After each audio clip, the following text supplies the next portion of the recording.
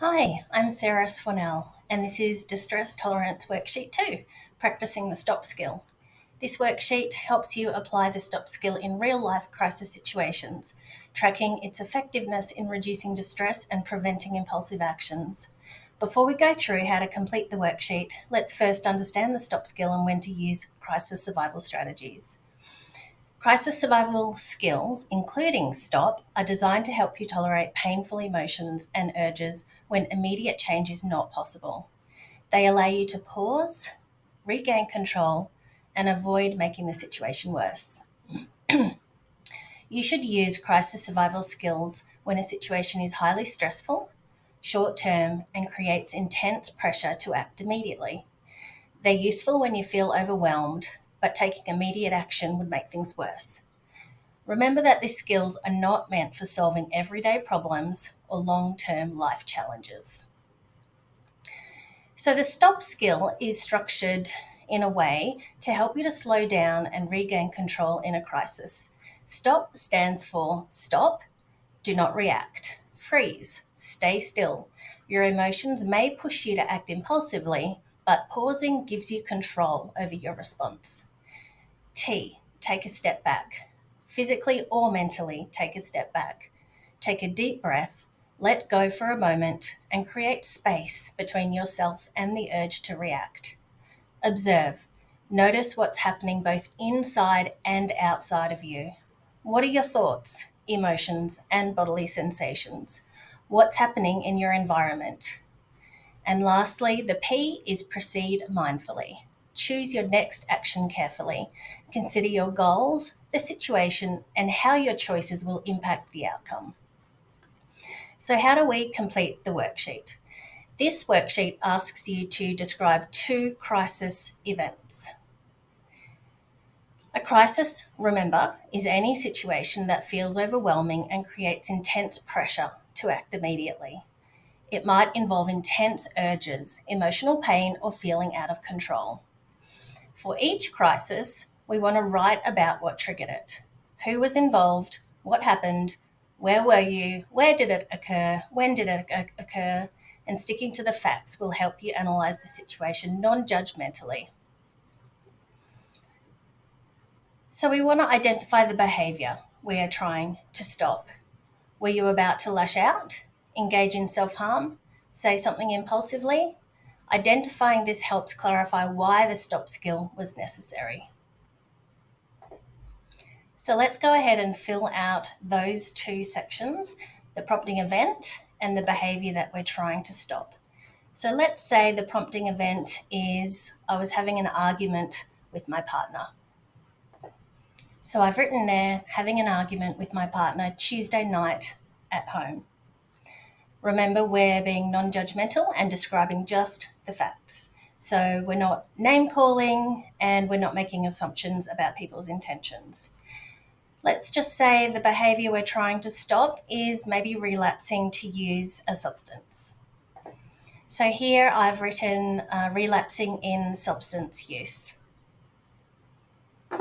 The next step is to tick the various steps in the STOP acronym and also describe what you did in terms of stopping, taking a step back, observing, and proceeding mindfully. So, firstly, we will tick stop because we did that. We'll take a step back, observe, and proceed mindfully. And now let's write down how we did these things. And so, what I've written here is that we froze, took a step back, literally, observed by noticing the urges to use, and then proceeded mindfully by looking at my pros and cons for using. So the next step is to describe the outcome of using the stop skill. So, what was the outcome and how did the stop skill help us to maybe behave more skillfully and to avoid engaging in impulsive behavior? And I've written here that the outcome of using these skills was I was able to get through the night without using the substance and I was also able to resolve the argument with my partner. And now going back up to the top of the worksheet where it says rate level of distress 0 to 100, I'm going to rate the level before I used my stop skill and then again after I used my stop skill. So it's important to anchor your ratings, and a helpful way to do that is to think about what is the most overwhelmed or distressed you've ever felt. That's 100. And then think about the calmest and most peaceful moment you've ever experienced, which is a 0. So before using the stop skill and during the prompting event or after the prompting event, what would you rate from 0 to 100 in terms of your level of distress? And I'm going to put here about a 70. And then we rate again what our level of distress was after we used the stop skill. And I'm going to pop in there a 40. And then the last thing to do in terms of this crisis event is to go down and rate the effectiveness of the stop skill. Remember, the effectiveness of the stop skill is not about feeling better. The effectiveness is about how effective was the skill in helping you tolerate distress and cope with the situation without making it worse. So it's really important to remember that this rating is not about feeling good or even feeling calm. It's about how well was the skill able to keep you from doing something to make the situation worse. Remember that the crisis survival skills are about not making things worse. So let's look at this rating scale from 1 to 5, where 1 means the skill did not help at all and you couldn't tolerate the distress at all.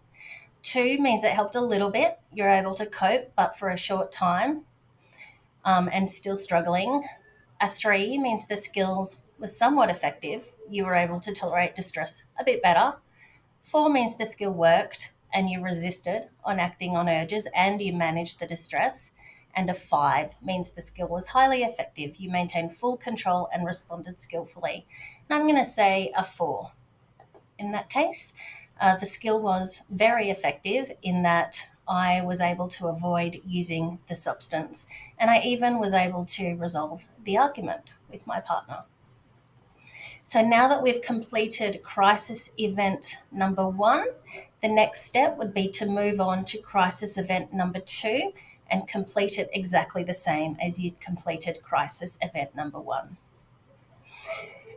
If you find over the week when you are completing this homework that you don't have a very big crisis event, or in your mind it doesn't feel like a huge crisis, please still have a go at using the stop skill and just pop in a prompting event that maybe gave you a moderate level of distress, even if it's a 30 to 40 level of distress. And maybe the behavior you're trying to stop is not necessarily one that's really impulsive or really destructive, but it might be another behavior such as raising your voice or slamming a door or avoiding something. So it's really important to practice these skills, and not having a crisis event is not an excuse not to do the worksheet.